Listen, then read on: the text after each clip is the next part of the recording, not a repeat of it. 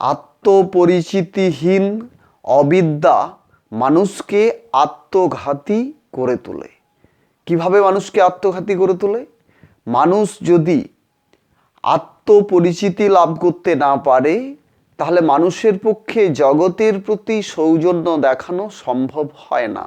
কিভাবে সম্ভব হয় না?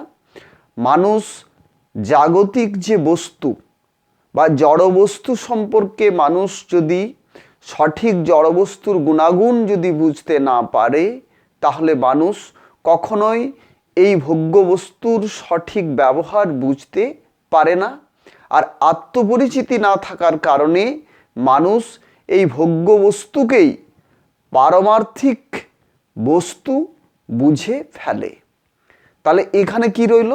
তাহলে জগতে যে বস্তু রয়েছে বস্তুর গুণাগুণ বুঝতে হয় এবং জীবাত্মার যে বোধ বা আত্মবোধ এটা বুঝতে হয়। এটা যদি বুঝতে না পারে তাহলে জড়বস্তুতে কি রয়েছে?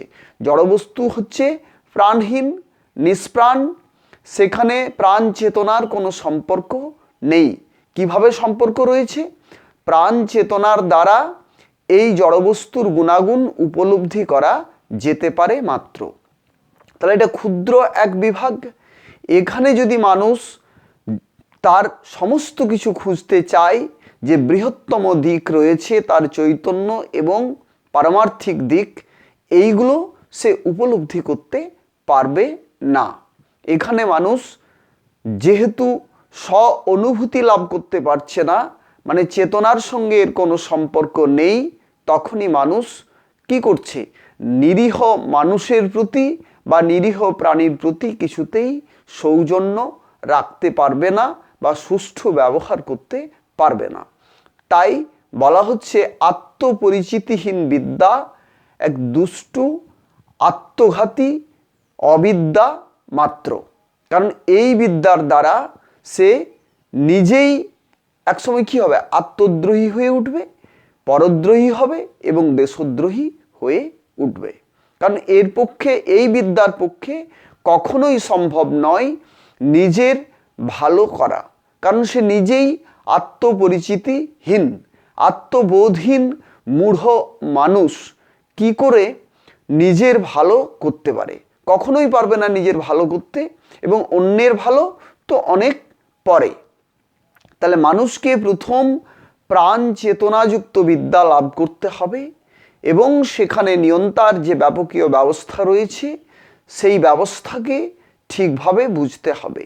যদি এই জাগতিক বিষয় এবং পারমার্থিক বিষয় এই দুটোকে যদি সঠিকভাবে একটা মানুষ বুঝতে পারে তবেই মানুষের পক্ষে সঠিকভাবে সমস্ত কাজ করে চলা সম্ভব হবে এবং তখনই তার নিজের অনুভূতি সে লাভ করতে পারবে, তখনই তার আত্মবোধ লাভ করতে পারবে এবং আত্মবোধ লাভ হলেই মানুষ তখন জগতের প্রতি তার যে সৌজন্য বা নিয়ন্তা জগৎকে যেভাবে রচনা করেছেন সেই জগতের প্রতিটি বস্তুর সুষ্ঠু ব্যবহার কিভাবে করতে হবে, কেমন করে করতে হবে সেই ধারণা সে করতে পারে।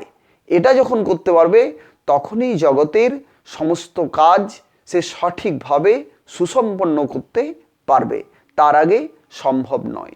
তাহলে জগতের প্রতি সৌজন্য রক্ষা বা জগতের সৌন্দর্য রক্ষার দায়িত্ব জ্ঞানীর পক্ষেই সম্ভব, অজ্ঞানীর পক্ষে কখনোই সম্ভব নয়। কারণ তার পক্ষে সে যাই করুক সে নিজের ক্ষতি করবে এবং অন্যকেও ওই ক্ষতির দিকে তাড়িয়ে নিয়ে যাবে বা ওই ক্ষতির দিকে নিক্ষেপ করবে। এতে সে নিজের এবং অন্যের ক্ষতি করে চলে।